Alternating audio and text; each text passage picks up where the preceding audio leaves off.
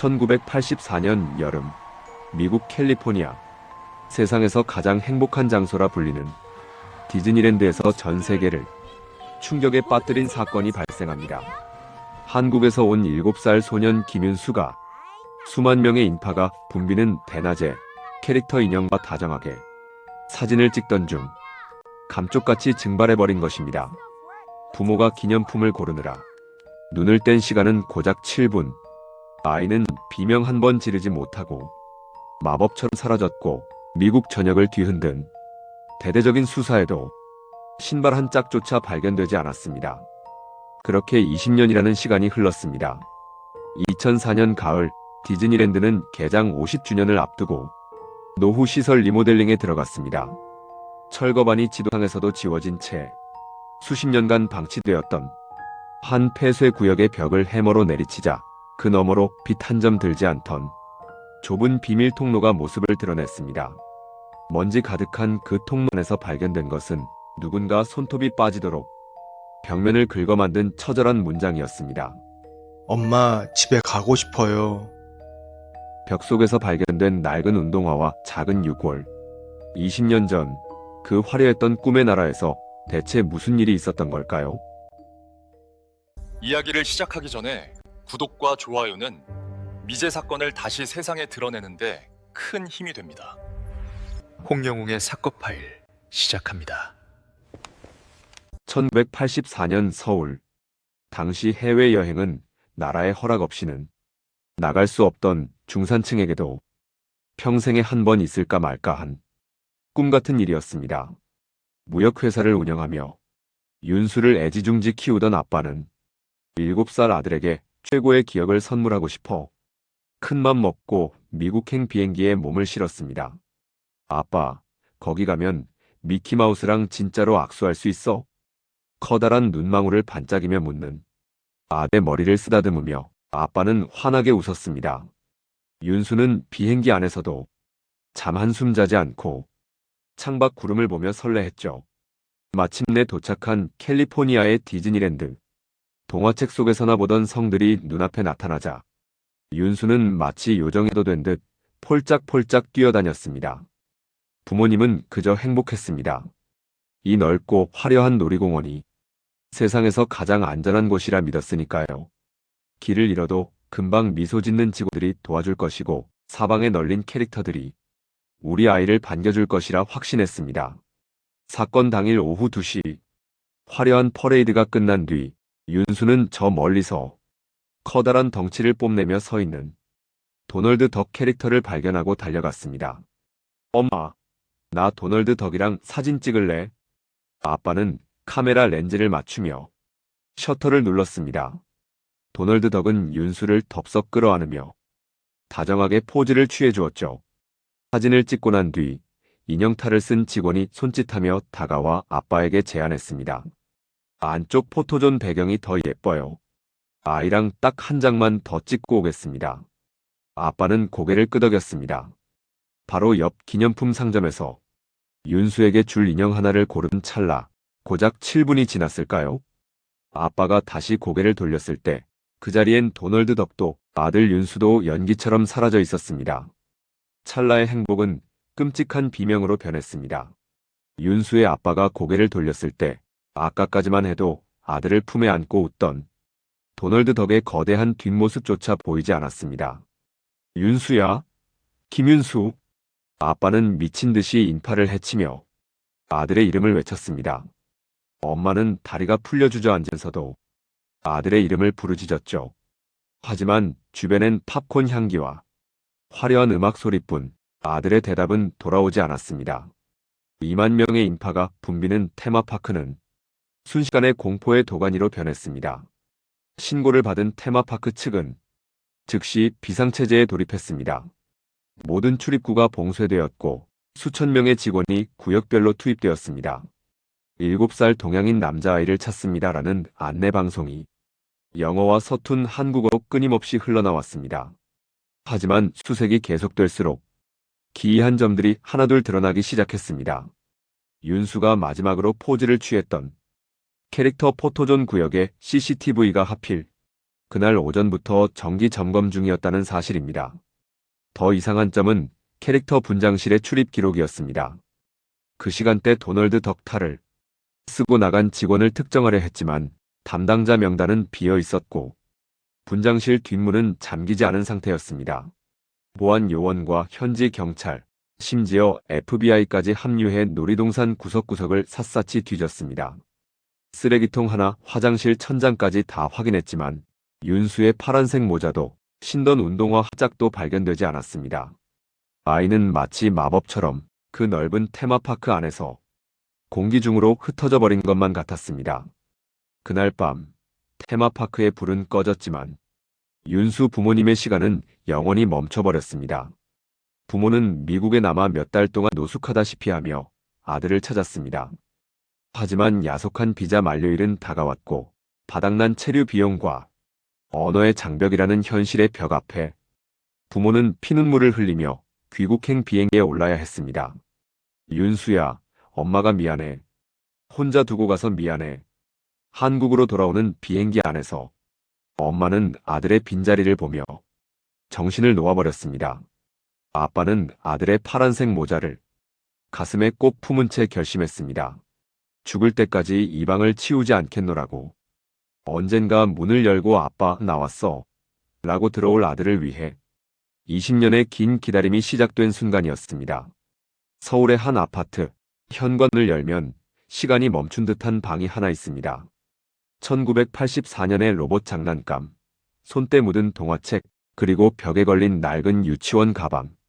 이곳은 사라진 윤수의 방입니다. 엄마는 매일 아침 이 방의 먼지를 닦으며 아들의 체온을 찾습니다. 윤수야, 오늘은 날씨가 참 좋다. 미국도 날씨가 좋니? 부모님은 아들이 죽었다고 단 한 번도 생각하지 않았습니다. 차라리 누군가에게 유괴되어 좋은 집으로 입양을 갔거나 기억을 잃은 채 어딘가에서 멋진 청년으로 자라나고 있을 거라 믿었습니다. 아빠는 매년 윤수의 생일이 오면 아들이 좋아하던 초코 케이크에 초를 켰습니다.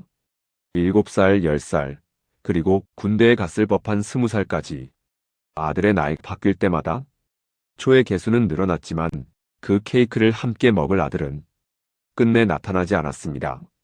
어쩌다 텔레비전에서 해외 입양아들이 친부모를 찾는 뉴스라도 나오면 부모님은 숨을 죽이고 화면 속 청년의 눈매와 코끝을 훑었습니다. 여보, 저 아이 말이야. 우리 윤수랑 눈매가 닮지 않았어? 혹시 우리를 찾고 있는 건 아닐까? 희망은 고문이었고 기다림은 살을 깎는 고통이었습니다.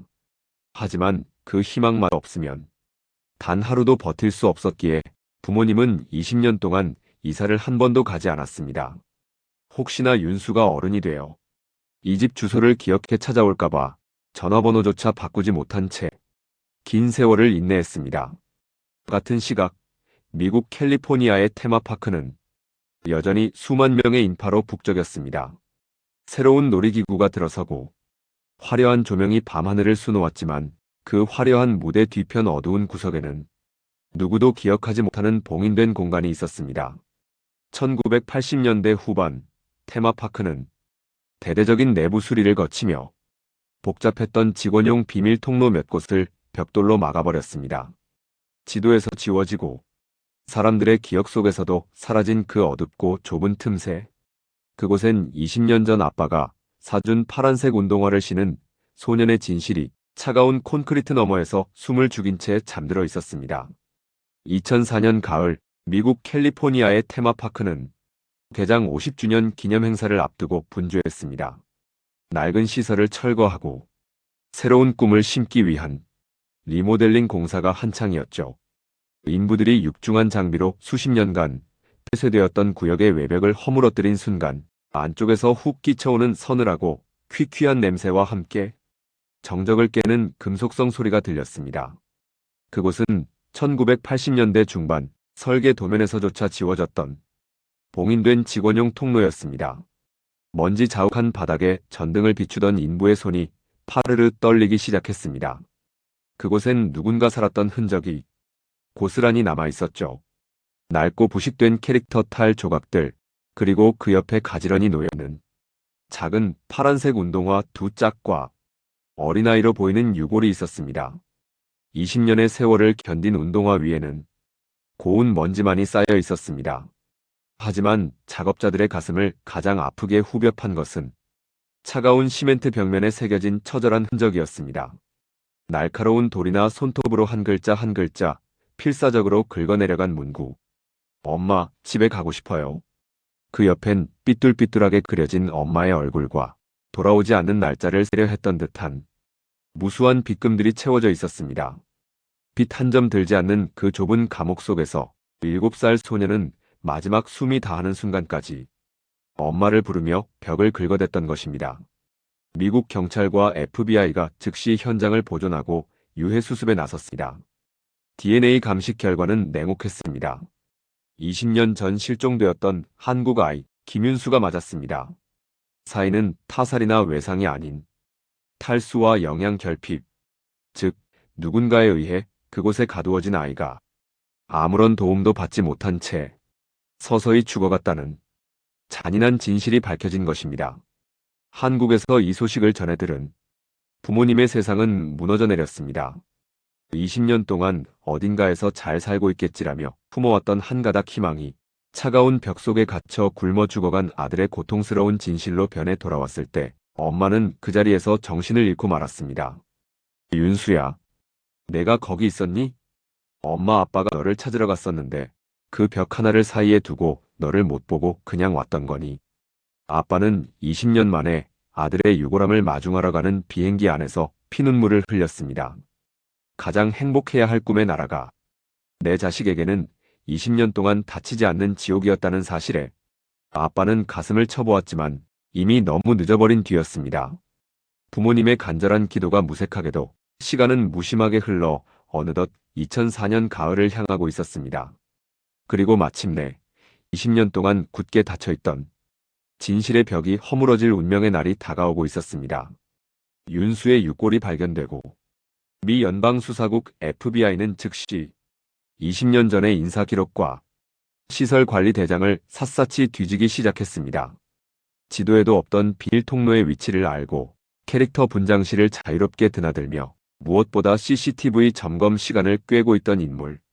수사망은 당시 야간 시설 관리 담당자였던 60대 노인 아서 밀러에게 좁혀졌습니다. 은퇴 후 평범한 노인으로 살아가던 아서는 수사관들이 20년 전에 도널드 덕 사진을 내밀자 마치 기다렸다는 듯 고개를 떨구며 소름 끼치는 진실을 털어놓았습니다. 해칠 마음은 없었습니다. 그저 그 아이가 너무 인형처럼 예뻐서 나만 볼 수 있는 곳에 두고 싶었을 뿐이에요. 아서는 단순한 유괴범이 아니었습니다. 그는 어린아이, 특히 낯선 동양인 아이에 대해 뒤틀린 집착을 가진 소아성애자였습니다. 그는 윤수의 해맑은 웃음을 보고 자신만의 판타지 세계에 가두고 싶다는 욕망에 사로잡혔습니다. 캐릭터 탈을 쓰고 아이를 유인해 비밀 통로로 데려간 그는 그곳에 윤수를 가두고 밤마다 찾아가 음식을 주며 아이를 살아있는 인형처럼 취급했습니다. 하지만 비극은 예상치 못한 곳에서 찾아왔습니다. 윤수를 가둔 지 불과 일주일 뒤 테마파크 측에서 긴급한 구조 보강 공사를 결정하며 통로의 입구를 콘크리트로 완전히 밀폐해버린 것입니다. 아서는 당황했습니다. 아이를 꺼내주려면 범행을 자백해야 했고 자백하는 순간 자신의 인생은 끝날 것이 뻔했습니다. 악마는 결국 아이 대신 자신의 안위를 선택했습니다. 벽 너머에서 살려달라며 엄마에게 보내달라며 울부짖는 7살 아이의 비명을 들으면서도 그는 태연히 그 앞을 지나쳐 퇴근했습니다. 처음 며칠은 벽을 두드리는 소리가 들렸죠. 하지만 곧 조용해졌습니다. 그래서 잊기로 했습니다. 그저 벽 안에 인형 하나가 묻혔다고 생각하면서요. 무표정한 얼굴로 내뱉는 그의 진술에 베테랑 수사관들조차 구역질을 참지 못했습니다. 자신의 비뚤어진 욕망을 위해 한 아이의 생명을 짓밟고 20년 동안 아무런 죄책감 없이 일상을 살아온 괴물. 윤수가 어둠 속에서 타들어가는 목마름과 배고픔 속에 엄마를 찾다 죽어갈 때 그는 그 벽 너머에서 아이들의 웃음소리를 들으며 유유히 시설을 점검하고 있었던 것입니다. 2004년 늦가을 인천국제공항 입국장. 20년 전 비행기 안에서 잠도 안 자고 미국 땅을 밟았던 7살 소년 윤수는 이제 작은 나무 상자 안에 담긴 한 줌의 재가 되어 돌아왔습니다. 아빠는 품에 안은 유골함이 마치 살아있는 아들의 온기로 되는 양 겉옷 안으로 꼭 감싸 안았습니다. 윤수야, 이제 춥고 어두운 데 있지 마라. 우리 이제 집에 가자. 공항 한복판에서 노부부는 유골함을 붙잡고 끝내주전자 통곡했습니다. 20년 동안 아들의 방을 치우지 않고 기다렸던 그 절절한 세월이 차가운 벽 속에 갇혀 죽어간 아들의 비명 섞인 진실로 돌아왔을 때의 심정은 그 무엇으로도 위로받을 수 없었죠. 하지만 아빠는 젖은 눈으로 말했습니다. 살아있는지 몰라 괴로웠던 20년보다 이렇게라도 돌아와서 이제라도 안아볼 수 있어서 다행입니다. 이제야 우리 아들 찾았습니다. 미국 디즈니랜드의 그 폐쇄 구역 앞에는 작은 흰 꽃들이 놓인 추모 공간이 마련되었습니다. 세상에서 가장 행복한 장소라는 화려한 간판 뒤에 한 아이의 처절한 죽음이 있었다는 사실은 전 세계인에게 씻을 수 없는 충격과 교훈을 남겼습니다. 자, 여러분. 오늘 우리는 가장 찬란한 꿈의 나라에서 벌어진 가장 어두운 비극을 보았습니다. 부모가 아이에게 눈을 뗀 시간은 고작 7분이었습니다. 하지만 그 짧은 찰나의 대가는 20년이라는 긴 고통의 세월이었죠. 우리가 잠깐이면 괜찮겠지라고 방심하는 그 순간 누군가는 인생 전부를 잃을 수도 있다는 사실을 우리는 잊지 말아야 합니다. 그리고 범인은 잔인하게도 아이를 죽이지 않았다고 변명했습니다. 하지만 구조 요청을 외면하고 아이를 벽 속에 방치한 것은 그 어떤 살인보다 잔인한 행위였습니다. 타인의 고통을 자신의 안위와 바꾼 그 비겁함이 한 가족의 삶을 송두리째 파괴했습니다. 가장 마음이 아픈 부분은 윤수가 손톱으로 벽에 적어 엄마에게 남긴 집에 가고 싶다는 마지막 메시지입니다. 윤수가 벽에 남긴 그 마지막 문장은 우리 사회에 던지는 경고이기도 합니다. 가장 안전하다고 믿는 곳, 가장 화려한 나라, 아이들이 가장 많고 즐거움이 끊이지 않는 곳, 그런 곳일지라도 우리는 소외된 이들의 울음소리에 더 귀를 기울여야 합니다. 지금쯤 윤수는 하늘나라에서 그토록 그리워하던 엄마 아빠와 만나 20년 동안 못다한 응석을 부리고 있겠지요. 그곳에선 벽도 사슬도 없이 마음껏 뛰어놀기를 간절히 기도해 봅니다. 홍영웅의 사건 파일, 오늘 이야기는 여기서 마치겠습니다. 여러분의 소중한 아이들, 손주들의 손을 한 번 더 꼭 잡아주는 하루 되시길 바랍니다. 구독과 좋아요는 미제 사건을 수면 위로 드러내는데 큰 힘이 됩니다. 시청해주셔서 감사합니다.